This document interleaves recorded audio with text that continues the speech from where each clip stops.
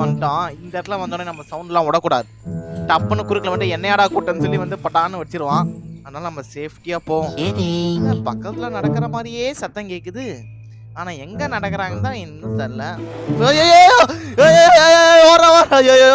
கேள்வி நீ எப்படி முன்னாடி வந்த? இவ எப்ப வந்தானே தெரியலையே. ரெடியா நிக்கிறா. போன வீடியோல நம்ம தான் எதிர்பார்க்காத நேரமா வந்துக்கினே இருந்தா இப்பயும் வந்து அதே மாதிரி வரா.